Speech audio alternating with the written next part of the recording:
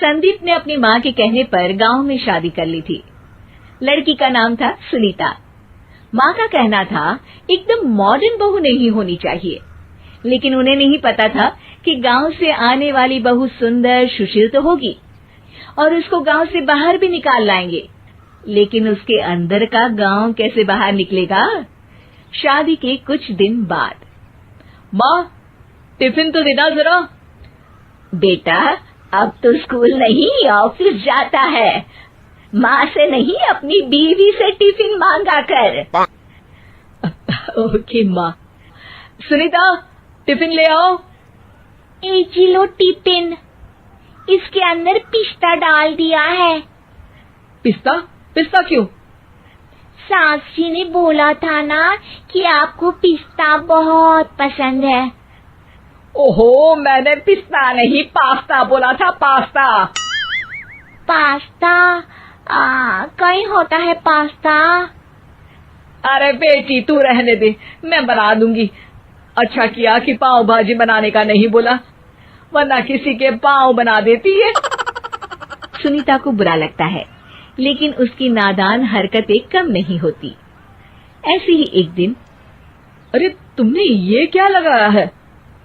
अरे आप वो फूस फूस करके लगाते हैं ना, वही। दियो?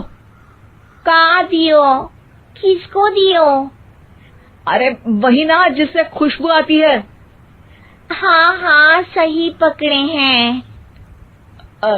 अच्छा लेकर तो आना। कौन सा डियो लगाया तुमने? अभी लेकर आते हैं जी। संदीप की बात मानकर सुनीता अंदर से खुशबू वाला फुसफुस लेकर आती है। ओएमजी! ओएमजी मतलब ओ माय गणेश ना। अरे ओएमजी छोड़ो, ये खुशबू वाला फुसफुस की बात कर रही थी तुम? हाँ इसी की, फिर से सही पकड़े हैं। अरे देवी, लेकिन आप सही नहीं पकड़े हैं, ये डियो नहीं है। डियो नहीं है तो क्या लियो है? अरे ये रूम फ्रेशनर है, जिसको कमरे में छिड़कते हैं, खुद पर नहीं। कोई बात नहीं, माँ कहती थी आत्मा किराएदार है, शरीर एक किराए का कर्म। हम शरीर पे ये डाल लिए तो क्या फर्क पड़ जाएगा। अरे बहू, ओ बहू, मेरे लिए फल तो ले आ, फिर मैं बाजार जाऊंगी। सुनीता अपनी सास के लिए फल लेकर आती है। अरे बेटा, पपीता, तरबूज और सेब फल ऐसे कैसे खा लूं? काट कर तो ले आ। माँ जी, मेरे गांव में तो खेत से उठा के सीधा खा लेते हैं। अरे ये तेरा गांव नहीं है ना। अरे संदीप, तू ही कुछ समझा देना इसको बेटा। मैं कैसे समझाऊं माँ, ये तो माइक्रोवेव को भी भट्टी बोलती है। कल मैंने बोला हाय कैसी हो, तो बोलती है किसी को हाय नहीं लगानी चाहिए। अरे सुनीता, तेरा क्या होगा? अभी तो कैसे बताऊं माँ जी, अभी हम कुछ करेंगे फिर पता चलेगा क्या होगा, लड़का या लड़की। हे भगवान, कहाँ से आ गई है?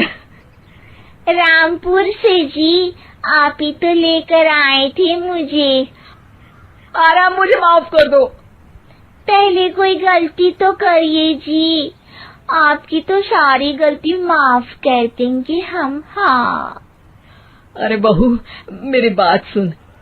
फल यानी कि फ्रूट जब भी लाए ना तो काट कर लाना, ठीक है? जी ठीक है माँ जी, फल यानी फ्रूट यानी काट के लाऊंगी। सुनीता रोज ही कोई ऐसी हरकत कर देती जिसकी वजह से उसे घर में दो बातें सुननी पड़ती। एक दिन, माँ मेरे बॉस घर पर आने वाले हैं शाम को, उनका बर्थडे है, फैमिली साथ नहीं रहती उनके, तो यही पार्टी कर लेंगे। उनको अच्छा लगा तो शायद मेरा प्रमोशन भी हो जाएगा। मैं ना फ्रूट केक लाकर फ्रिज में रख दूंगी और तेरे साथ आज खाना मैं बनाऊंगी, ताकि जब साहब आए तो खाने में कोई गड़बड़ ना हो। शाम को जब सारी तैयारियां हो जाती है, संदीप के साथ बड़े साहब भी घर आते हैं। फ्रूट केक तो ले आना बहू, फिर खाना खाएंगे। अरे इस सब की क्या जरूरत थी, आपने बुलाया वही काफी है। सर, आपका परिवार शहर में नहीं है तो हम ही आपके परिवार जैसे हैं सर। इतने में ही सुनीता फ्रूट केक लेकर आती है और बड़े साहब की टेबल पर रख देती है, और जैसे ही केक के ऊपर का बॉक्स हटाती है, ओह, ये क्या है? केक तो कटा हुआ है, मैं तो ऐसा नहीं लाई थी। आप मुझे शाबाशी दे सकती है माँ जी, मैंने ही केक काट दिया। आपने कहा था ना, फल यानी फ्रूट यानी हमेशा काट के लाना, तो फ्रूट केक भी तो फ्रूट ही है ना, तो मैंने पहले ही काट लिया। हूँ ना मैं समझदार। अरे बहू, ये क्या किया? केक हमेशा वही काटता है जिसका जन्मदिन होता है। तुझे एक बात भी समझ नहीं आती, एक नंबर की बेवकूफ है। पूरा माहौल बिगड़ चुका था। संदीप को लगने लगा था कि साहब उसे प्रमोशन तो दूर की बात है, कहीं डिमोशन ना दे दे, लेकिन साहब बीच में ही बोल पड़ते हैं। अरे कोई बात नहीं, ये इनकी बेवकूफी नहीं है, इनका भोलापन है। बेटा आप कहाँ से हो? रामपुर गांव से। अरे वाह, गांव से? फिर तो आपके गांव में ताजे फल और सब्जियां मिलते होंगे। हाँ, सही पकड़े हैं। हम तो काटते भी नहीं, सीधा खा लेते हैं। मैं ना एक बार तुम्हारे गांव घूमने जरूर चलूंगा। क्यों संदीप, ले चलोगे ना? मुझे गांव घूमना बहुत पसंद है। बस फिर क्या था, संदीप और सास दोनों खुश हो गए, क्योंकि साहब को सुनीता ने गांव की बात करके खुश कर दिया था। अब संदीप का प्रमोशन पक्का था। शिक्षा, कभी भी किसी भी गलती पर घबराना नहीं चाहिए। हो सकता है कि उस गलती की वजह से आगे बड़ा फायदा हो जाए।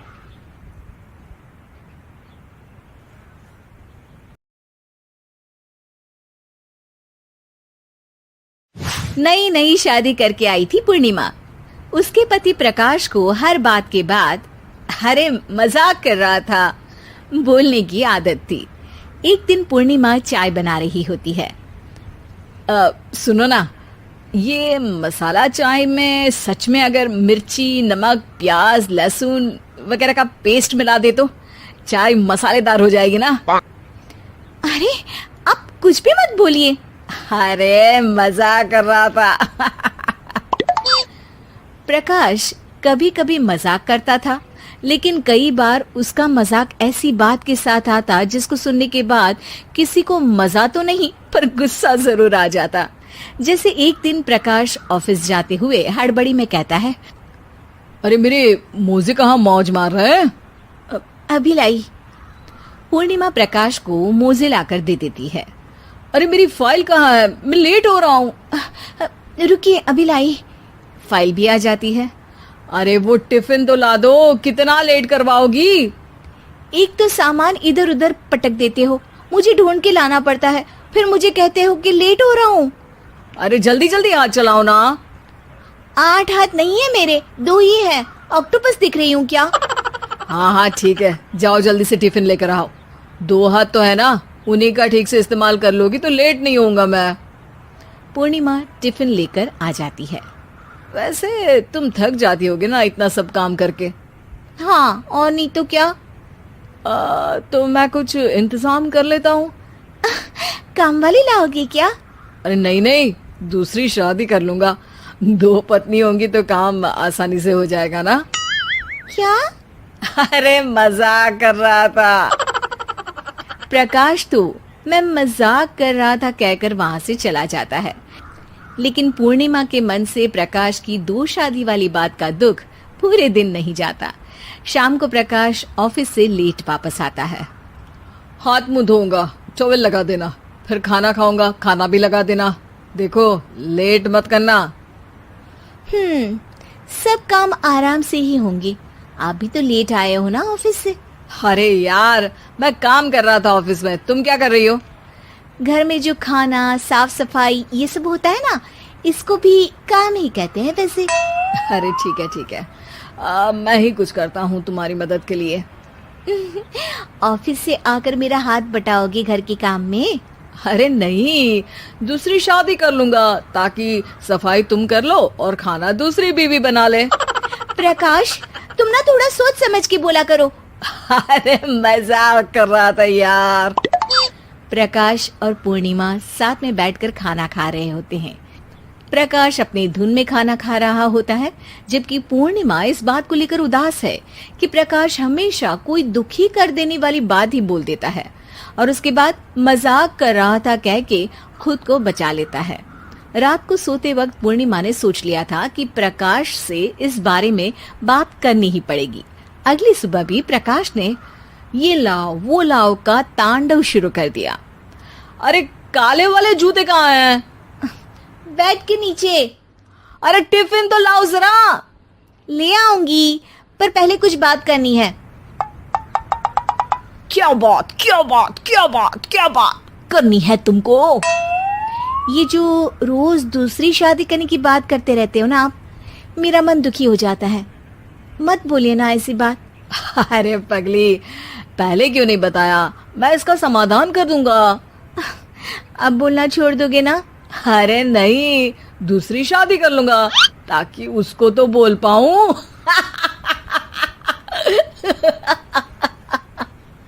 उफ़ो, तुम कभी नहीं सुधरोगे। मजाक कर रहा था। पूर्णिमा की बात को प्रकाश हंसी में उड़ा देता है। पूर्णिमा बहुत भारी मन से टिफिन लेकर आती है। ये लीजिए टिफिन। अरे मैं तो भूल ही गया, आज मेरे बॉस के बेटे की बर्थडे पार्टी है, तुमको भी बुलाया है, रात को तैयार रहना। रात को पूर्णिमा और प्रकाश बॉस के बेटे की बर्थडे पार्टी में पहुंच जाते हैं। वहां प्रकाश के ऑफिस के और भी लोग हैं जिनको पूर्णिमा पहले से जानती है। केक कटता है, लोग खाना खा रहे होते हैं। वहीं पूर्णिमा और प्रकाश ऑफिस के लोगों के साथ बैठे बात कर रहे होते हैं। मेरे हस्बैंड तो खुद काम भी करते हैं और बच्चों को भी संभाल लेते हैं। हाँ भाई, अरे घर के थोड़े बहुत काम तो करने ही होते हैं ना। मेरी पत्नी भी अकेले सब कब तक करेगी? मैं तो सिर्फ ऑफिस का ही काम करता हूँ, घर का सब काम तो पूर्णिमा ही करती है। पूर्णिमा, तुम अकेले सब कैसे कर पाती हो? नहीं जी, बहुत थक जाती हूँ वैसे। तो प्रकाश से हेल्प ले लिया करो ना। अरे बोला तो है इनको, पर इन्हें लगता है कि ऑफिस का काम ही सब कुछ है, तो मैंने भी एक समाधान सोच लिया है। अच्छा, क्या पूर्णिमा, घर में काम वाली बाई रखोगी क्या? अरे नहीं, दूसरी शादी करूंगी ताकि एक हस्बैंड ऑफिस का काम कर ले और एक मेरे घर में मदद कर ले। पूर्णिमा की बात सुनते ही सबको सांप सूंघ जाता है और प्रकाश के मुंह से तो केक का टुकड़ा गिर जाता है। अरे क्या बोल रही हो? कुछ पता भी है क्या? अरे मजाक कर रही थी, वैसे ही जैसे तुम करते हो। प्रकाश का मुंह खुला का खुला रह जाता है और उनकी आंखें भी खुल जाती है। प्रकाश समझ जाता है कि हर बात के पीछे अरे मजाक कर रहा था बोलने से वो बात मजाक नहीं हो जाती।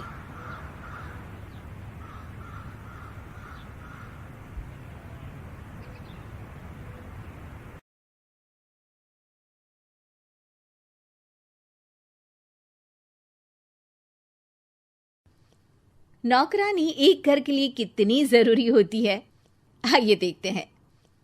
अरे बहू, ये देख, सारा साबुन बर्तन में रह गया। ये नौकरानी कोई काम नहीं करती, गंदा काम करके चली जाती है और ढेर सारा पैसा ले जाती है। अरे मम्मी जी, उसने तो साफ किया ही था, मेरे ही हाथ से इस ग्लास में सर्फ गिर गया था। अरे बस कर झूठी, उसे बचाने के लिए सारी जुगत लगा ले, लेकिन मैं तो इसे निकाल कर ही रहूंगी। हमारे जमाने में ना कोई नौकरानी थी और ना ही ये चिकने बर्तन। चूल्हे के जले बर्तनों को राख रगड़कर साफ किया करती थी मैं। अरे माँ जी, मैं कहाँ बचा रही हूँ उसे। और वैसे भी आजकल नौकरानी जरूरत नहीं, स्टेटस सिंबल बन गया है। अब आप बताओ, मैं मुन्ना को नीचे घुमाने ले जाऊं तो लोगों से क्या बोलूं? झाड़ू पोछा खुद लगा रही हूँ। लोग सीधा यही पूछते हैं कि कौन सी नौकरानी काम कर रही है तेरे घर पर। अरे बस कर, ये भी कोई बात होती है? मम्मी जी, आप नहीं समझेंगी। शाम को नौकरानी घर आकर काम कर ही रही होती है कि सास को कहती है, माँ जी एक बात बोलूं, बुरा न मानना।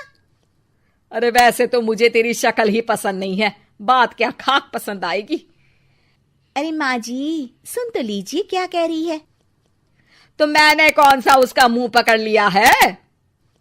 अरे माँ जी, वो लाल साड़ी पहनती हो ना, ना पहना करो। सास का गुस्सा अब तो 7वें आसमान पर होता है। अरे वाह जी वाह, क्यों ना पहना करूं? और तू होती कौन है ये बताने वाली कि मैं क्या पहनूं क्या ना पहनूं? अरे माँ जी, पूरी बात तो सुन लो, वो बोलना क्या चाह रही है। अरे बुरा न मानो आंटी जी। अरे कौन है आंटी? अपनी उम्र देखी है तूने?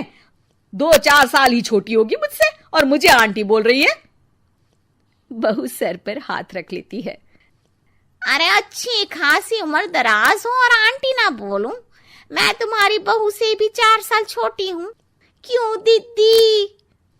बोलती भी क्या, एक तरफ सास यानी पति की माँ, तो दूसरी तरफ नौकरानी जिसके बिना घर का काम नहीं चल सकता। वो दरअसल माँ जी की शादी भी बहुत जल्दी हो गई थी ना। अच्छा ये झगड़ा छोड़ो, ये बताओ तुम माँ जी को लाल साड़ी पहनने से क्यों मना कर रही हो? वो ना, इनकी उम्र की सारी औरतें सोसाइटी में इनके लिए बात करती हैं कि तुम्हारी सास बुढ़ी घोड़ी लाल लगाम है।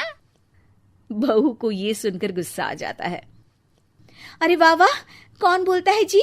खुद क्या है यहाँ की औरतें, बाल सफेद लेकिन टाइट जींस और कोई कुछ भी पहने। अरे पहनना हमारा निजी हक है, किसी को कुछ हक नहीं बनता कि वो मेरी सास के लिए कुछ बोले। मैं आज ही जाकर माँ जी के लिए लाल जींस लेकर आऊंगी, फिर देखो कोई क्या बोलता है। अरे चुप लाल जींस। अरे सुन नौकरानी की बच्ची, जाकर बोल दे उन लोगों से कि उन लोगों की तरह मैं उड़ती नहीं फिरती हूं घर बार छोड़कर। अपने बच्चों और नाती पोतों में मन लगाती हूं, ना कि सारा दिन ताश के पत्तों में आंख गड़ाकर 3 पत्ती खेलूं। नौकरानी वहां से चली जाती है। वैसे बहू, नौकरानी के क्या फायदे हैं ये तो पता नहीं, लेकिन सबसे अच्छा तो ये कि पता चल जाता है कि कौन किसके लिए क्या बोल रहा है। सोसाइटी में तेरा नौकरानी रखने का इरादा बिल्कुल ठीक था। अगले दिन उन लोगों के घर की बेल बजती है। बहू दरवाजा खोलती है कि सामने कुछ औरतें खड़ी होती हैं। अरे बहू, कहाँ है तेरी सास? बुला जरा। अरे बहन जी, आप सारी एक साथ आइए आइए, कैसे आना हुआ? अरे 3 पत्ते खेलने आई हैं, क्यों खेलोगी? क्यों नहीं, वैसे भी बड़े दिन हो गए, एंटरटेनमेंट हुआ नहीं। बहू जा जाकर पकोड़े तो बना ला। अरे बस करिए, आगे कुछ पीछे कुछ। वैसे तो कहती है कि परिवार पर ध्यान देती है, हमारी तरह 3 पत्तियां नहीं खेलती। हमने कौन सा परिवार छोड़ दिया? सास सक पका जाती है। अब ये किसने कहा? मैं तो कहती हूं कि मैं भी थोड़ा बाहर निकलूं। आपने ही तो कमला नौकरानी से ये सारी बात की थी। सास और बहू को अब सारी कहानी समझ आ जाती है कि सोसाइटी की औरतें क्यों भड़क रही हैं। माफ करिए आंटी, मैं छोटी हूँ, लेकिन फिर भी पहले तो आप लोगों ने माँ की लाल साड़ी का मजाक उड़ाया था ना। हाँ उड़ाया था, लेकिन उससे पहले तो तुम लोगों ने हमारी जीन्स के बारे में बात की थी। अरे क्यों ना पहने हम जीन्स, तुम्हारे पैसों की थोड़ी ना है। सास और बहू सर पकड़कर बैठ जाती है। देखा बहू, ये खेल कर गई तेरी नौकरानी, यहाँ की बात वहां तो वहां की बात यहाँ। दोनों किसी तरह औरतों को समझा बुझाकर घर भेजती है और कसम खाती है कि नौकरानी को नौकरानी ही रहने देंगी।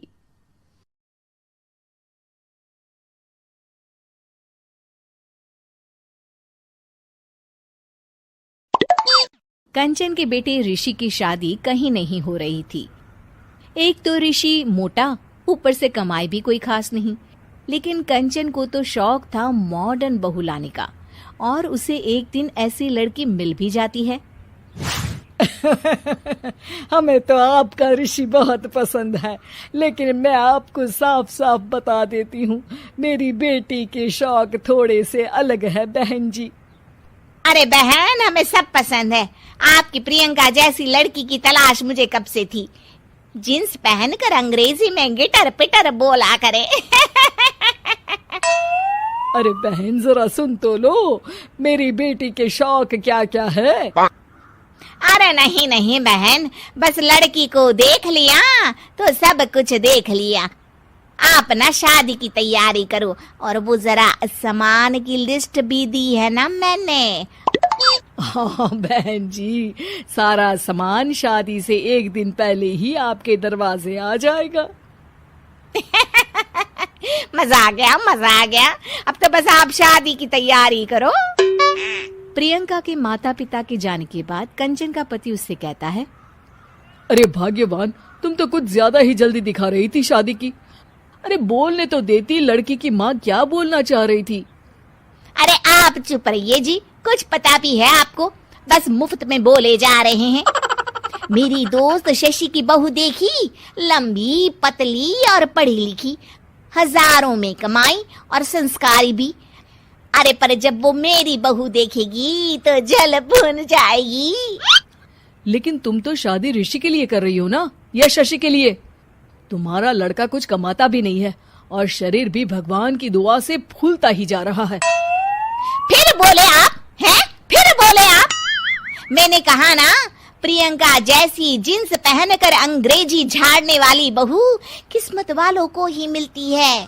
चुप रहिए आप। पति के लाख कहने पर भी कंचन ऋषि की शादी प्रियंका से करवा देती है। लेकिन प्रियंका जैसे ही घर में आती है, वैसे ही जोर जोर से चिल्लाकर नाचने लगती है। आज मेरे यार की शादी है, आज मेरे यार की शादी है। अरे नाचो मां नाचो। आज मेरे यार की शादी है। कंचन, उसका पति और ऋषि ये देखकर हैरान रह जाते हैं। लग रहा है बहू को शादी की बड़ी खुशी है। हाँ हाँ, बहू क्यों नहीं, हम भी नाचेंगे। अरे नाचो नाचो जी, मुंह क्या देख रहे हो, चलो चलो नाचो, बहू कह रही है। कंचन ये कहकर प्रियंका के साथ नाचने लगती है। ऋषि और उसके पिता वहां से चले जाते हैं। अगले दिन कंचन अपनी सहेलियों को प्रियंका से मिलवाने के लिए घर बुलाती है, जहाँ शशि भी आती है। अरे शशि, कैसी हो? मैं ना तुम्हें प्रियंका से मिलवाती हूँ। अरे सच में बहुत ही एडवांस सोच की लड़की है। कितने मॉडर्न ख्यालात है उसके, पता है तुम्हें? अरे हाँ कंचन, जरूर। बच्चों की शादी अच्छी ही होनी चाहिए, और वैसे भी तुझे तो शुरू से ही ऊंचे ख्याल की बहू चाहिए थी। तभी कंचन की सहेली कहती है, अरे कंचन, बुलाओ ना प्रियंका को, हम भी मिल ले। अरे बहू प्रियंका, जरा बाहर तो आना। कई बार आवाज देने के बाद भी प्रियंका बाहर नहीं आती है, तो कंचन को बुरा लग जाता है। वो उसे लेकर बाहर आती है, लेकिन ये क्या, प्रियंका लड़खड़ाती हुई बाहर आती है और उसके हाथ में शराब की बोतल होती है। हालांकि शराब पीना स्वास्थ्य के लिए हानिकारक होता है और ये हमारी किडनी के लिए बहुत ही खतरनाक है, लेकिन कंचन की बहू प्रियंका पूरे नशे में होती है। अरे इतने सारे लोग। ये कहकर वो शशि के पास जाती है। आंटी जी, पत्ते खेलेंगी, पत्ते। अरे दूर हो, दूर हो, तुम्हारे मुंह से तो शराब की बदबू आ रही है। अरे कंचन, माना तुम्हें मॉडर्न बहू चाहिए, लेकिन आधुनिकता का मतलब ये तो नहीं ना। बुरा ना मानना कंचन, तुम्हें पता था कि तुम्हारे बेटे की कमाई और शरीर दोनों ही ठीक नहीं है, तो तुम्हें उसी हिसाब की लड़की से शादी करवानी चाहिए थी। ऐसा कहकर सभी औरतें वहां से चली जाती है। तभी प्रियंका की माँ कंचन के घर आती है। अरे बहन जी, बड़ी चालाक निकली आप तो। बिना बताए अपनी पियक्कड़ बेटी मेरे लायक बेटे के गले में बांध दी। आय हाय, बड़ी आई बिना बताए। उस दिन जब मैं ये बात बता रही थी तो तुम तो सुनने को भी तैयार नहीं थी। अब भुगतो तुम। ये कहकर वो माँ से वापस चली जाती है। सबके जाने के बाद कंचन अपना सर पकड़ लेती है। हाय रे, आधुनिकता की अंधी दौड़ में मैं अपनी संस्कृति ही भूल बैठी थी। अब तो राम ही बचाए मुझे।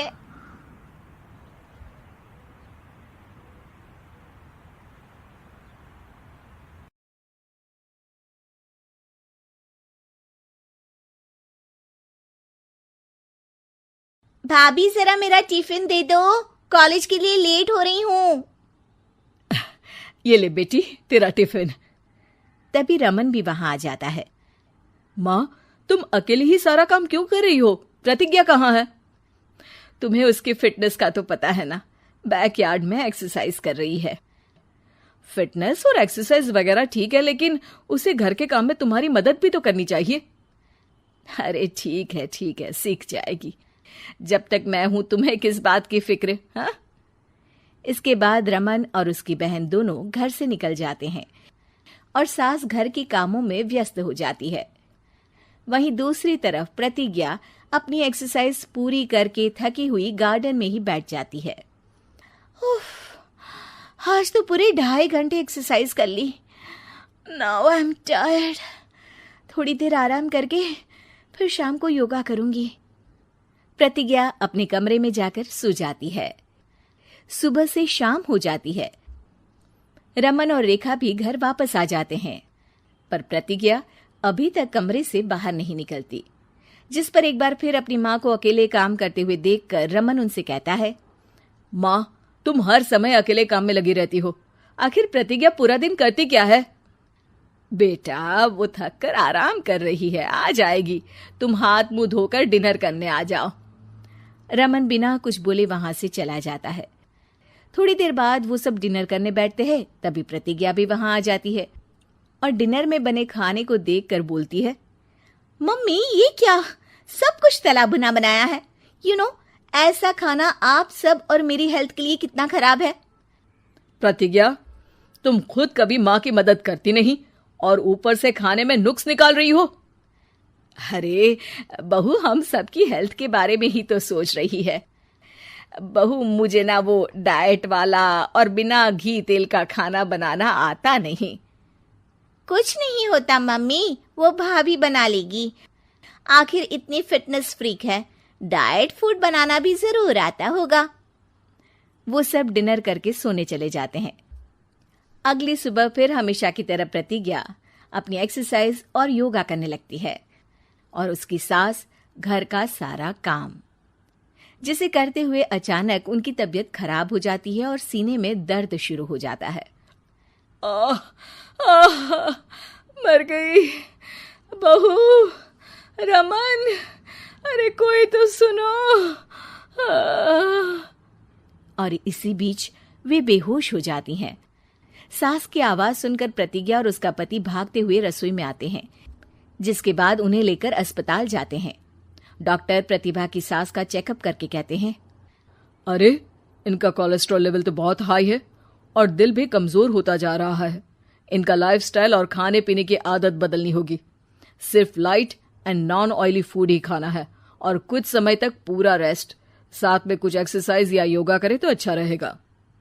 पूरी जांच के बाद डॉक्टर उन्हें घर भेज देते हैं। अब घर का सारा काम प्रतिज्ञा को करना पड़ता है, जिससे वो अपनी सास के साथ पूरे घर को डाइट फूड खिलाना शुरू कर देती है। प्रतिज्ञा, ये क्या बेस्वाद और फीका खाना है, मैं ये सब नहीं खाने वाला। हाँ भाभी, बीमार तो मम्मी है, फिर हम ऐसा खाना क्यों खाएं? प्रतिज्ञा किसी की बात पर कोई ध्यान दिए बिना सास को बढ़िया एक्सरसाइज कराने के साथ कुछ ना कुछ गड़बड़ करते हुए घर का काम करती रहती है। एक शाम रमन प्रतिज्ञा से चाय मांगता है। ये लीजिए, पर मैंने इसमें चीनी थोड़ी कम डाली है। रमन चाय पीता है और तुरंत ही उसे दोबारा कप में पलट देता है। अर्र, कौन सा जहर है? अरे जहां खाने में नमक डालना होता है वहां डालती नहीं, और इसमें नमक ही नमक भर दिया। उई माँ, सॉरी, मैं दूसरी चाय बना देती हूँ। अरे रहने दो, तुमसे फिटनेस का ध्यान रखने के अलावा और कुछ नहीं हो सकता। इसके बाद प्रतिज्ञा कपड़े धोने जाती है, जिसमें वो रंगीन और सफेद सब कपड़े एक जगह मिक्स कर देती है, जिससे एक कपड़े का रंग दूसरे पर चढ़ जाता है और उसी वजह से रेखा की नई ड्रेस खराब हो जाती है। भाभी, ये आपने क्या किया? मेरी नई ड्रेस थी, सारी खराब कर दी। सॉरी रेखा, मुझे पता नहीं था और मैंने सारे कपड़े एक साथ ही वॉशिंग मशीन में डाल दिए। जहां एक तरफ प्रतिज्ञा घर के हर काम में रोज कोई ना कोई ब्लंडर करती, वहीं सास को एक्सरसाइज कराने और हेल्दी फूड खिलाने में कोई कमी नहीं छोड़ती, जिस वजह से जल्द ही उसकी सास पहले से भी अच्छी हो जाती है। हेल्दी फूड तो ठीक है, पर बहू आज हम खीर बनाएंगे। मम्मी, मुझसे खाना तो ठीक तरह बनता नहीं, खीर कैसे बनाऊंगी? और अगर अच्छी नहीं बनी तो रमन गुस्सा हो जाएंगे। अरे कोई गुस्सा नहीं होगा, और देखना खीर भी बहुत स्वादिष्ट बनेगी। प्रतिज्ञा की सास उसके साथ रसोई में जाकर उसकी मदद करते हुए खीर बनाना सिखाती है, जिसे खाकर रमन तारीफ करते हुए कहता है, वाह क्या टेस्टी खीर बनी है, मजा आ गया आज तो। आज ये खीर प्रतिज्ञा ने बनाई है। क्या बात, आखिर तुम खाना बनाना सीख ही गई? पूरा तो नहीं सीखा, पर सीख रही हूँ। और इसमें मैं अपनी बहू की बिल्कुल वैसे ही मदद करूंगी जैसे इसने एक्सरसाइज करने में मेरी मदद की। अब प्रतिज्ञा घर के काम में सास की मदद करने लगती है और उसकी सास एक्सरसाइज में प्रतिज्ञा को कंपनी देने लगती है, जिस पर दोनों सास बहू की जोड़ी को देखकर रेखा और रमन भी इंस्पायर हो जाते हैं। आज के बाद हम भी आपके साथ एक्सरसाइज करेंगे। अब पूरा परिवार एक साथ एक्सरसाइज करके डाइट फूड खाने लगता है।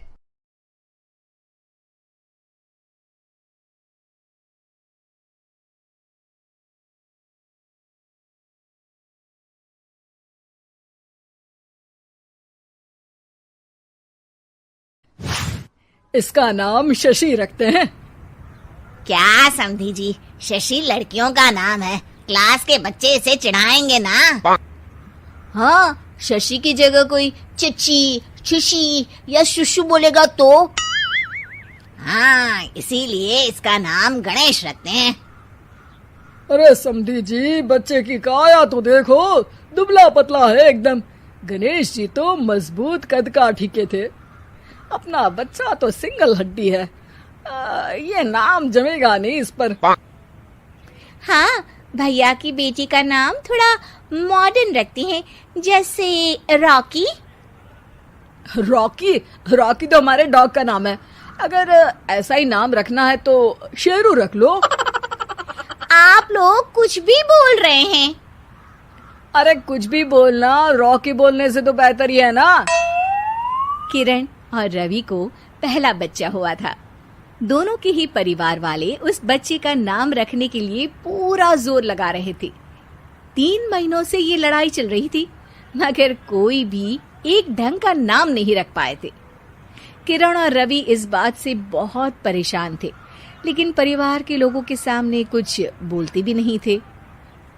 दामाद जी पे गया है बेटा, उनका नाम रवि है तो इसका नाम शनि रख देते हैं। शनि देव रवि, यानी सूर्य के ही तो बेटे थे ना। अरे समधन जी, आपने अकल चोर बाजार में बेच दी है क्या? शनि कैसा नाम है? ऐसे तो आप आगे आने वाले बच्चों के नाम साढ़े साती और दैया रख देंगे। हैं? अरे जबान संभाल कर बात कीजिए। और आप भी जबान संभाल कर नाम बताइए। शनि नाम रखोगी तो कोई भी इस पर तेल डालकर चला जाएगा। किरण के सब्र का बांध टूट रहा था। बच्चे पे पहला हक उसकी माँ का होना चाहिए, है कि नहीं? नाम मुझे रखना था, लेकिन सब लोग मिलकर नाम रखना चाहते हैं। ऐसा लग रहा है कि सब लोग लूडो खेल रहे हैं, कौन पहले नाम रखेगा बच्चे का। बात तो सही कह रही हो तुम, लेकिन तुमने क्या नाम सोचा है किरण? टाइगर। अरे यार किरण, माना कि तुमको टाइगर श्रॉफ पसंद है, पर बच्चे का नाम थोड़ी ना रख देंगे। ऐसे तो मुझे मोगेम्बो पसंद है, तो क्या बच्चे का नाम मोगेम्बो रख दूंगा?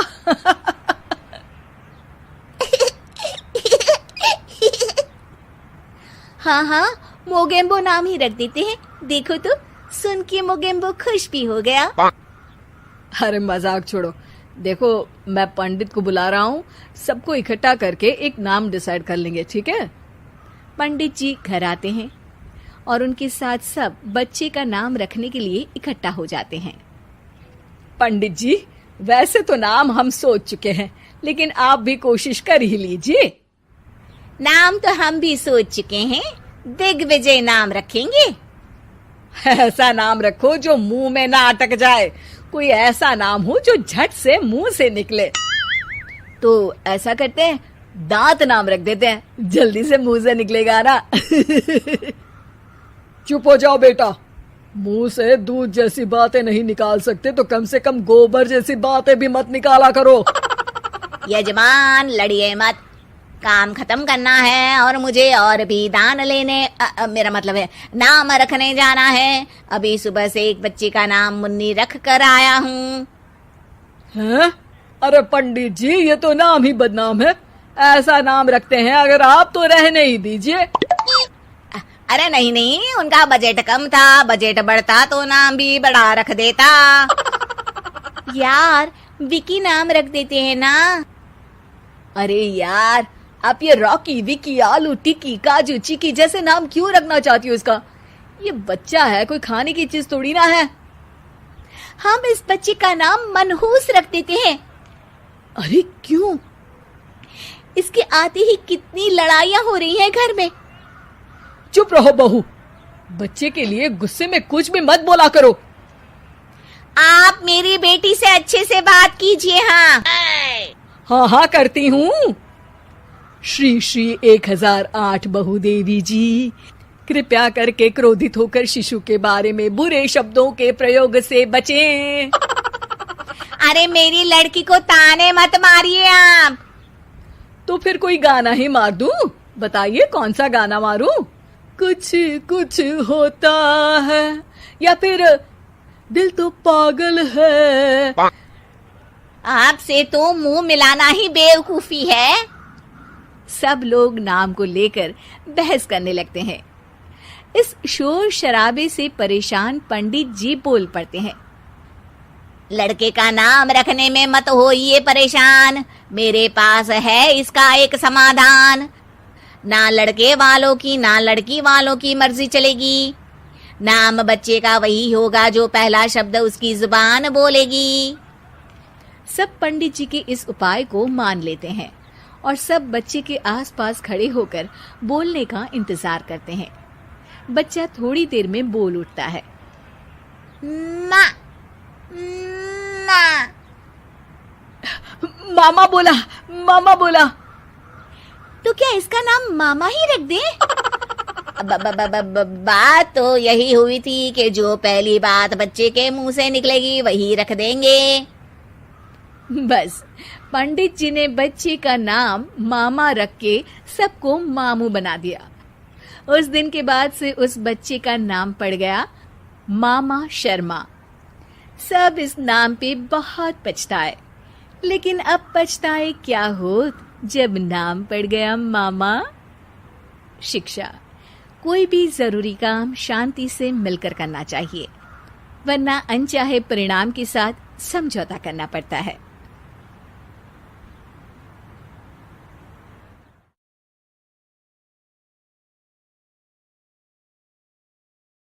बदतमीज बहू।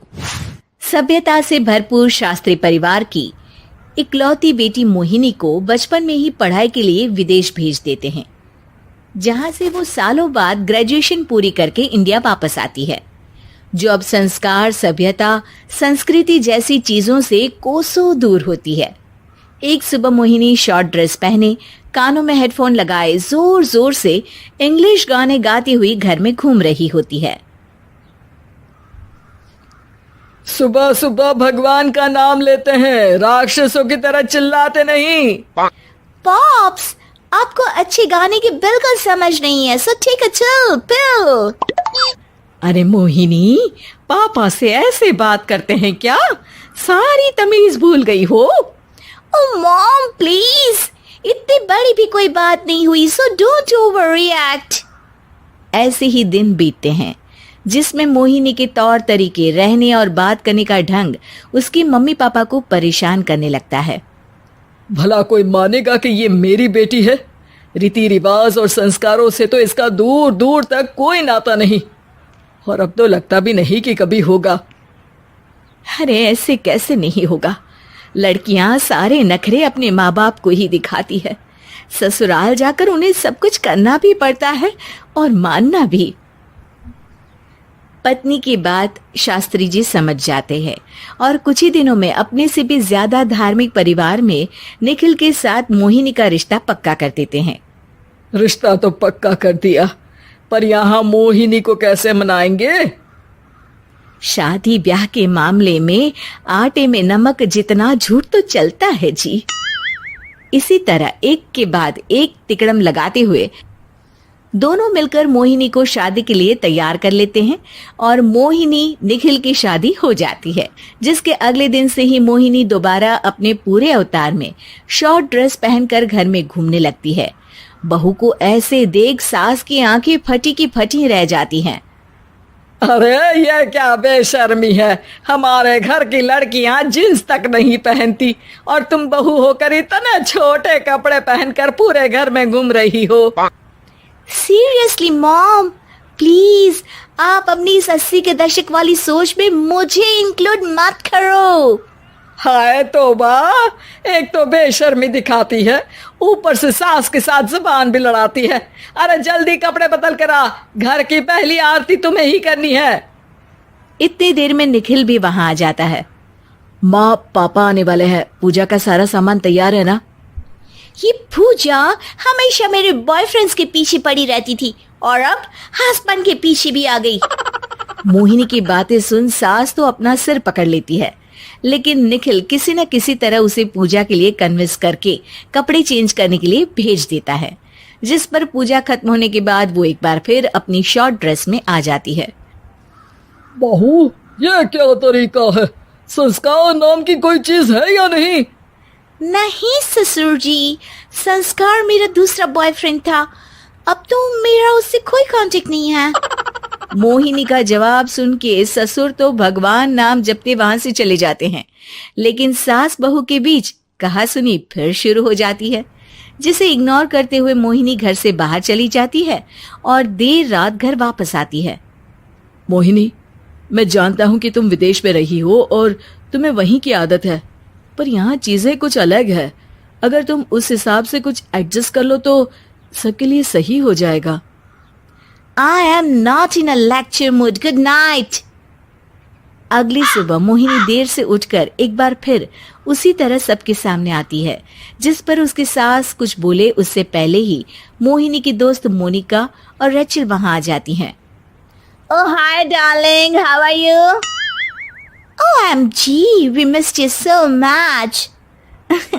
I missed you too darling. Ram Ram, इन्होंने तो तुमसे भी छोटे कपड़े पहने हैं।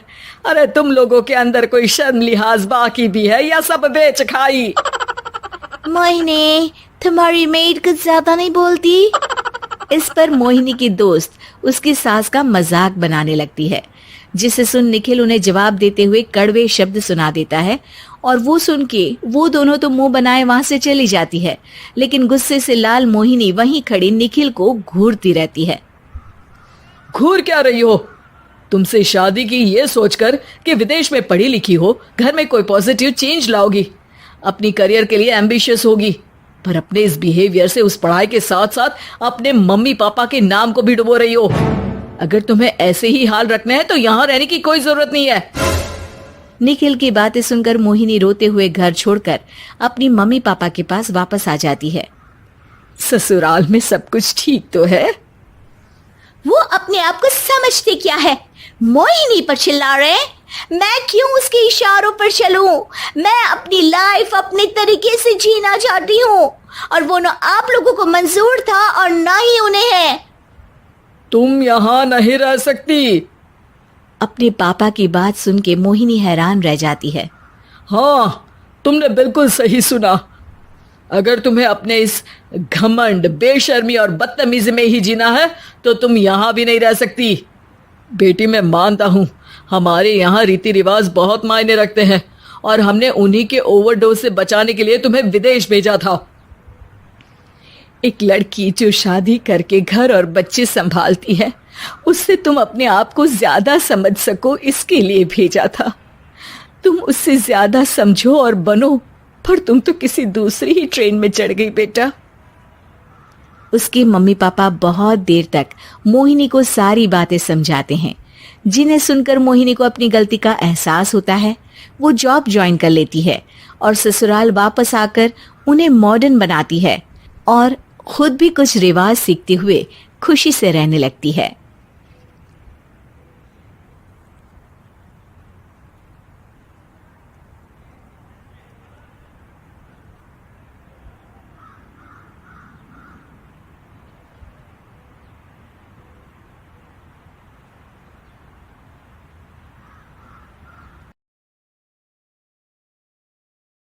बहू और बुलेट घर के बाहर फट फट फट की जोर से आवाज हुई। सीमा को लगा कि पटाखे फूट रहे हैं। वो डर के मारे घर से बाहर निकली। देखा तो सामने योगेश यानी कि पतिदेव एक बुलेट बाइक पर बैठे हैं।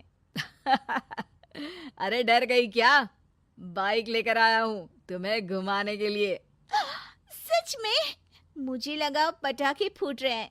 अरे पटाखे भी फूटेंगे और मिठाई भी बटेगी। माँ को तो बुलाओ। माँ भी बाहर आ जाती है। अरे योगेश बेटा, इतनी जल्दी आ गया? और ये गाड़ी किसकी है? साहब की है? हाँ माँ, तुम्हारा बेटा साहब से कम है क्या? मेरी ही है। अरे बेटा, इतनी बड़ी गाड़ी ले ली, इससे तो तू घोड़ा ही ले लेता। महंगी पड़ी होगी ना? माँ, महंगी सस्ती छोड़ो और मिठाई लाया हूँ, गांव में बंटवा दो। अरे बंटवा क्यों दो? पीछे बैठो, गांव में बांट कर आते हैं। सब खुश थे। योगेश गांव के बाहर एक कोयले की खदान में मजदूरी करता था। मेहनत और अकल से उसने वहां ठेकेदारी का काम सीख लिया और सूझबूझ से ठीक ठाक पैसा बनाने लगा। गांव में बात फैल गई कि योगेश के घर धमाका गाड़ी आई है। ऐसी गाड़ी पहले कभी किसी ने गांव में तो देखी नहीं थी। योगेश और माँ गाड़ी से वापस घर आ जाते हैं। बेटा, बाबूजी ऊपर से देख रहे होंगे और आशीर्वाद भी दे रहे होंगे तुझे। वो होते तो उनको भी घुमाता माँ। पूरे गांव में नाच नाच के मिठाई बांटने जाते। जैसे मैंने नाच नाच के बांटी थी जब वो अपने लिए एक साइकिल लेकर आए थे। बस बस, बाबूजी दो बात भी सुनाते कि फटफट वाली फटफटी ले आया। सीमा आगे कहती है, अपने लिए तो ये गाड़ी ले आए और मेरे लिए? अरे ये गाड़ी तुम्हारे लिए ही तो है। पक्का मेरे लिए है? अरे पक्का तुम्हारे लिए है। अगली सुबह जब योगेश सो रहा होता है तो उसे बाहर से गाड़ी की आवाज आती है। वो घबराकर चिल्लाता है, चोर चोर, मेरी गाड़ी ले जा रहा है, चोर चोर। माँ भी जागती है और योगेश के साथ दरवाजे की तरफ भागती है। जैसे ही दोनों बाहर निकलते हैं तो देखते हैं कि सीमा गाड़ी चला रही है। अरे बहू, नाक कटवाओगी क्या? ये क्या कर रही हो? अरे गिर जाओगी, ये क्या कर रही हो तुम? सीमा गाड़ी को रोक कर कहती है, सारे गांव में घुमा लाई, कहीं नहीं गिरी। क्या? सारे गांव में घुमा लाई? अरे लोग क्या कहेंगे बहू? सोचा क्या एक बार? यही कहेंगे कि कितनी अच्छी गाड़ी है। अरे तुम्हारे बारे में। हाँ, कहेंगे ना कि देखो कितनी अच्छी गाड़ी पर बैठी है। बहू गाड़ी रखकर योगेश और सासू माँ के पास जाती है। तुमने कब गाड़ी चलाना सीखा? हमारे बाबूजी के पास पुरानी स्कूटर थी, सीख ली। फिर स्कूल में एक मास्टर जी भी ऐसी ही गाड़ी लेकर आते थे, उन्होंने सिखा दी। हाँ, स्कूल के मास्टर आजकल यही सब तो सिखा रहे हैं। पढ़ाई का कुछ सिखाते तो कुछ भला होता। अरे बहू, अब गाड़ी मत चलाना, हमारे परिवार में कभी किसी औरत ने पीछे से आगे की सीट पे आने की हिम्मत नहीं की है। तुम भी मत करना, समझी? जी, समझ गई माँ जी। सीमा सास की बात सुनकर चुपचाप रसोई में जाकर उदास होकर खाना पकाने लगती है। सास सुबह सुबह मंदिर से पूजा करके लौट रही होती है, तभी उसे दो औरतें रोक लेती हैं और कहती हैं, अरे बहू को थोड़े अच्छे लक्षण भी सिखा दो। गाड़ी चलाने निकली थी, गांव की मर्यादा का कोई ख्याल नहीं है। वही तो, अरे पैसे आने लगे हैं तो क्या मतलब कि किसी रीति रिवाज को नहीं मानोगे? अरे समाज में रहना है तो समाज के ढंग से ही रहना पड़ता है। अरे लाज भी नहीं आई बहू को? चूल्हे चौके से निकलकर सीधे गाड़ी लेकर चौराहे चबूतरे नाप लिए, फट फट फट करते हुए। अरे कुछ कह देना उसे। अरे ये क्या कहेगी, बूढ़ी सास है, इनकी थोड़ी ना चलती होगी घर में।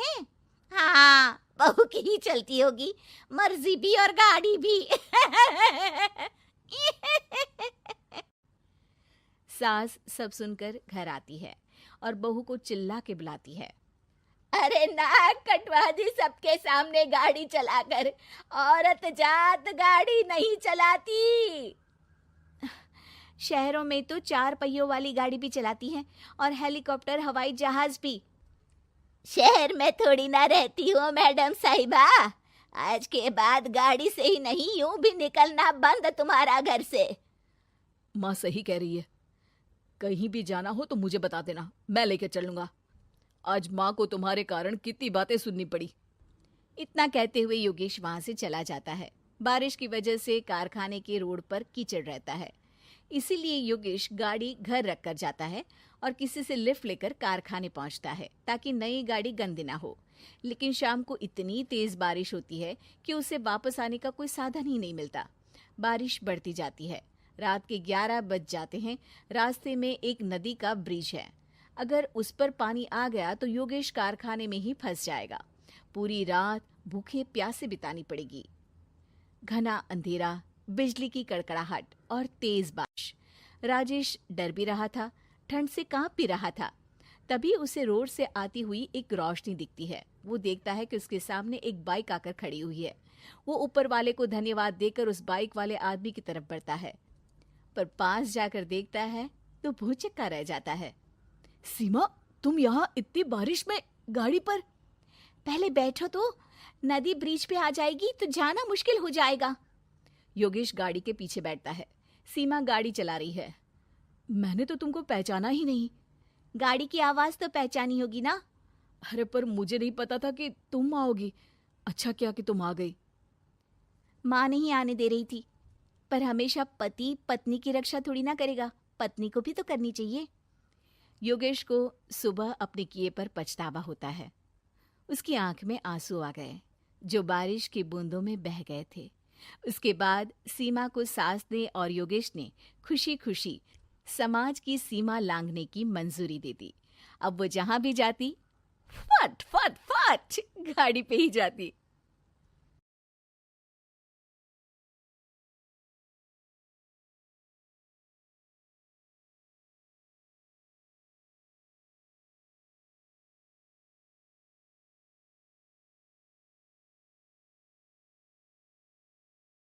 शिल्पी घर के काम से फ्री होती तो बोर होती, जिसके बाद उसने घर में ही दुकान खोलने की सोची। अरे ये इतने सारे कपड़े, अरे बहू क्या करेगी इनका? माँ जी, मैं घर में बोर होती हूँ तो सोचा सामने के कमरे में कपड़ों की दुकान खोल लूं। घर का काम भी हो जाएगा और 4 पैसों की कमाई भी। अरे वाह वाह, ये तो बहुत ही अच्छी बात है। मैं भी तेरी मदद कर दिया करूंगी। वाह माँ जी, तब तो मजा आ जाएगा। अब हम दोनों मिलकर खूब पैसे कमाया करेंगे। अब क्या था, सास बहू का काम चल पड़ा। एक दिन, अरे राकेश की माँ, सुनती हो? कहाँ चली गई? भूख के मारे पेट में चूहे कूद रहे हैं। अरे नंदिनी, कहाँ हो? भूख लग रही है। पापा कहाँ है माँ? पता नहीं बेटा, भूख लग रही है। आज तो किसी ने चाय भी नहीं पूछी। तभी सास बहू घर के अंदर ढेर सारे सामान के साथ आती हैं और वो भी हंसती हुई। अरे वाह बहू, ये तो बड़ी अच्छी मार्केट दिखाई तूने, बड़ा ही सस्ता सामान था। हाँ माँ जी, और ये सामान हम डबल पैसों में बेचेंगे, मजा आ जाएगा। अरे बहू, भूख लग रही है, कुछ खाने को दे दे। माँ क्या बात है, आज किसी ने पापा को चाय भी नहीं दी? अरे बेटा, अब 40 साल में तेरे पापा ने क्या चाय बनाना भी नहीं सीखा? अरे बेटा रहने दे अब इस बहस को, तुम लोगों ने वैसे बनाया क्या है? बहू परेशान हो जाती है और सास को अकेले में लेकर जाती है। माँ जी, आज तो हम लोगों ने खाना ही नहीं बनाया। अरे बेटा, बाहर के छोले भटूरों से पेट इतना भर गया कि याद ही नहीं रहा कि घर में ये लोग भी हैं खाना खाने के लिए। अब क्या किया जाए? तभी घर में एक महिला आती है। जी, वो सुना है आप लोगों के यहाँ साड़ी बिकती है, जरा दिखाएंगे क्या? हाँ हाँ, क्यों नहीं। माँ जी, आप इन्हें साड़ी दिखाइए, मैं तब तक पिताजी और इनके लिए खाने का इंतजाम करती हूँ। सास उस औरत को लेकर सामने वाले कमरे में चली जाती है जहां उन लोगों ने दुकान खोली थी। वहीं बहू भी किचन में चली जाती है। अब इतनी जल्दी क्या बनाऊं? पापा जी तो खाने के लिए भी बैठ गए हैं। आइडिया, मैं खाना बाहर से ही ऑर्डर कर देती हूँ। थोड़ी देर में खाना आ जाता है और बहू टेबल पर खाना लगा देती है। हे भगवान, कितनी कड़वी दाल बनाई है बेटा। नहीं नहीं पिताजी, वो क्या बात है नंदिनी, रोटी तो चबाई ही नहीं जा रही है, लग रहा है रबड़ खा रहा हूँ। एक तो इतने महंगे होटल से खाना मंगवाया और वो भी इन लोगों को पसंद नहीं आया। तभी सास नोट गिनती हुई बाहर आती है। वाह माँ जी, बड़ी कमाई हुई लगती है। हाँ, मैंने वो 2000 वाली साड़ी 3000 में बेच दी। अरे वाह माँ जी। दोनों सास बहू बहुत खुश हो जाती हैं। मेरे पेट में ना बेटा जोर का दर्द हो रहा है। अरे माँ, क्या हुआ? पेट में दर्द? बाहर का कुछ खाया था क्या? मैदा तो नहीं खा लिया? मैंने छोले भटूरे खाए थे। माँ क्यों खाए? आपको तो पता है कि आपको मैदा सूट नहीं करता। चलिए माँ को डॉक्टर के पास ले जाते हैं। तभी अंदर से पापा की आवाज आती है। हे भगवान, मेरा तो पेट खराब हो गया। सब पिताजी के पास जाते हैं। पिताजी, आपको क्या हुआ? खाना बासी था शायद। अरे पिताजी, नंदिनी जानती है कि बासी खाने से आपकी तबीयत खराब हो जाती है, तो वो ऐसा क्यों देगी, है ना नंदिनी? वो खाना मैंने बाहर से ऑर्डर किया था। मैं और माँ दुकान का सामान लेने गए थे, इसलिए खाना नहीं बना पाए। क्या नंदिनी, दुकान के चक्कर में तुमने तो सारे घर का हाल बिगाड़ रखा है। चलो अब माँ और पापा को लेकर अस्पताल चलते हैं। अस्पताल में जाने पर डॉक्टर कहते हैं, हाँ, इन दोनों को तो एक दिन के लिए एडमिट करना पड़ेगा। क्या? क्यों? पेट ही तो खराब है ना। हाँ, तो घर ले जाइए ना, अगर लग रहा है कि कोई बड़ी बात नहीं है और हम सिर्फ पैसा कमाने के लिए इन लोगों को एडमिट कर रहे हैं। नर्स, जरा इन लोगों को बिल तो दे देना। चलिए, मैं आप लोगों को पैकेज समझा देती हूँ। जब बहू के हाथ में बिल आता है, हे भगवान, 60,000 रुपए! इतना तो मैंने कमाया भी ना था। अब समझ गई कि कमाई के चक्कर में घर के लोगों की सेहत के साथ मैं खिलवाड़ कर रही थी।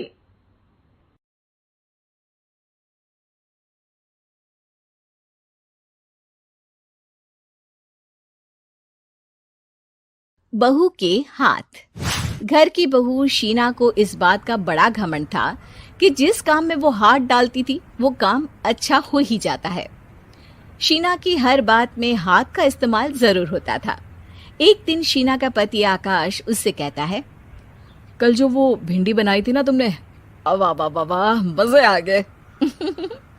मैंने अपने हाथों से बनाई थी। मेरे हाथों में वैसे भी जादू है, जिस चीज को छू लेती हूँ सोना बन जाती है। अब ये थोड़ा ज्यादा हो रहा है। मतलब अगर हर चीज को छू के सोना ही बना देती हो तुम, तो हमारे नाम के पीछे भी अंबानी लगा देते हम। चुप रहो, मुंह पे हाथ रख लो, कुछ भी बोलते रहते हो। शीना की सास बगिया से पूजा के लिए फूल चुन रही थी। सुंदर, अति सुंदर, कितने प्यारे गुलाब के फूल हैं। भगवान जी खुश हो जाएंगे। मैंने अपने हाथों से जो पौधा लगाया था, मेरे हाथों की कोई भी चीज बेकार नहीं जाती। हाँ बेटा, सही कह रही है। इसीलिए तो तुम्हारे पिताजी से मैंने अपने बेटे के लिए तुम्हारा हाथ मांगा था। और उन्होंने हाथों हाथ में मेरा हाथ आपकी बेटी के हाथ में दे भी दिया था। हाँ बेटा, वो तो है, पर मुझे ये बता, तू ये हर बात में हाथ क्यों बीच में लेकर आती है? माँ जी, पंडित जी ने हाथ मेरा देखकर नैनीताल में कहा था कि मेरे हाथ जगन्नाथ हैं, मेरे हाथों से कभी कोई काम नहीं बिगड़ेगा। तो मेरे हाथों की तारीफ तो मुझे करनी पड़ेगी ना। हाँ हाँ, ठीक ही कह रही हो वैसे। तो मिलाओ हाथ इसी बात पर। शीना को न सिर्फ इस बात पे गर्व था कि उसके हाथ से सब अच्छा होता है, बल्कि घर के सारे काम भी वो पहले अपने हाथ से करती, फिर कोई दूसरा उन कामों को कर पाता। एक दिन शीना कपड़े धो रही थी। अरे घर में वॉशिंग मशीन है तो सही, खुद क्यों थक रही हो? कपड़े पहले मेरे हाथ से धुलेंगे, फिर वॉशिंग मशीन से। पहले हाथ की सफाई, फिर मशीन की धुलाई। अगर आज डाकू गब्बर सिंह होता ना, तो वो ये हाथ मुझे दे दे ठाकुर तुमसे जरूर कहता, और मैं तो दिलवा भी देता तुम्हारे हाथ। हर एक काम में हाथ बटाओ, ज्यादा जुबान न चलाओ, वरना दूंगी एक उल्टे हाथ से। क्या दोगी? कपड़े दूंगी, लो निचोड़ो। ऐसे ही एक दिन, अरे बहू, ये सोफे पर चढ़कर हाथ से पंखा क्यों घुमा रही हो? माँ जी, क्योंकि मेरे हाथ से घूमेगा तो ज्यादा अच्छे से हवा देगा। अरे बेटा, फिर तो तुम गाड़ी का पहिया भी हाथ से घुमा के मायके जाया करो। एक बार आकाश ने घर पर कार लाने की बात छेड़ी। माँ, सोच रहा हूँ कि एक कार लेकर आता हूँ। ले ले बेटा, क्यों नहीं? अरे पैसे हो तो हवाई जहाज भी ले लेना। हाँ, पैसा तो हाथ का मेल है, ले लेते हैं। इस हाथ पैसे देंगी, उस हाथ कार ले लेंगी। मुझे तो लगता है कि बहू कार भी अपने हाथों से धक्का लगाकर घर लाएगी। वो तो नहीं करूंगी, लेकिन सबसे पहले स्टीयरिंग पर हाथ मैं ही लगाऊंगी, ताकि गाड़ी का आना शुभ हो। अरे घर ले आने तो दो, फिर हाथ लगा लेना। लेकिन शीना नहीं मानती। अगले दिन ही सब कार लेने जाते हैं। शीना सेल्समैन से कहती है, भैया ये कार बहुत पसंद है, पैक कर दो। अरे ओ भाग्यवान, 2 मीटर कपड़ा नहीं है जो पैक करवा ले, जरा चला कर तो देखने दो। यस सर, बिल्कुल, टेस्ट ड्राइव कीजिए ना। अरे नहीं, सबसे पहले मैं हाथ लगाऊंगी गाड़ी को, मेरे हाथ अच्छे हैं। अरे यार, हाथ तो मैं भी धोता ही हूँ, और आजकल तो सैनिटाइजर से भी धोता हूँ। मेरे काम में हाथ ना अड़ाओ। अरे टांग ना अड़ा होता है भाग्यवान, हाथ नहीं। शीना ड्राइविंग सीट पर बैठ जाती है और आकाश उसे गाड़ी के फंक्शंस समझाता है। देखो शीना, ध्यान रखना, ये है स्टीयरिंग, इससे राइट लेफ्ट जाएंगे। ये है एक्सेलरेटर, इससे स्पीड कंट्रोल कर सकते हैं। और उसी के पास में है ब्रेक, जो तुम्हारी जुबान में शायद मिसिंग है। ठीक है, ज्यादा भी सिखाने की जरूरत नहीं है। मेरी माँ तो कहती है कि मैं अगर अपनी शुभ हाथ लगा दूं तो जग घूम जाए। तो ये स्टीयरिंग क्या चीज है? शीना गाड़ी स्टार्ट कर देती है और स्टीयरिंग को घुमाते हुए एक्सेलरेटर पर धीरे से पैर रखती है और शोरूम के बाहर के एरिया में ही गाड़ी घूमने लगती है, जहां दूसरी गाड़ियां भी रखी हैं। देखा मेरे हाथों का कमाल। अब ब्रेक दबा दो, आगे गाड़ी है। शीना आगे गाड़ी देखकर घबरा जाती है और पांव गलती से एक्सेलरेटर पर पड़ जाता है। कार आगे खड़ी एक बड़ी गाड़ी में घुस जाती है। दोनों कार से उतरते हैं। सेल्समैन भागते हुए आता है। अरे 7 लाख की गाड़ी खरीदने आए थे और 15 लाख की गाड़ी ठोक दी। Oh my God. आकाश की माँ, आकाश और शीना घबरा जाते हैं। इतना सारा पैसा कहाँ से आएगा? तभी वहाँ मैनेजर भी आ जाता है, पूरा माजरा समझता है। अरे टेंशन मत लीजिए, गाड़ियों का इंश्योरेंस था, आप जो कार लेने आए थे वही खरीद लीजिए, पर मैडम जब तक आप सीख ना ले तब तक गाड़ी मत चलाइएगा। अभी तो आपने गाड़ी बस ठोकी है, जिसका बीमा भी था, लेकिन सड़क पे चलते हर इंसान का बीमा नहीं होता। अरे मेरे हाथों से ठुक भी गया ना तो उसकी जिंदगी बन जाएगी, और अगर चला भी गया तो स्वर्ग ही पाएगा। मैनेजर साहब, मेरे हाथ में कोई दिक्कत नहीं है, वो तो बस पाँव गलत जगह पर चला गया था। शीना की बात सुनकर आकाश अपना सर पीटता है और उसकी सास अपने हाथ से खुद का मुंह छिपा लेती है और मैनेजर हाथ जोड़कर माफी मांग लेता है।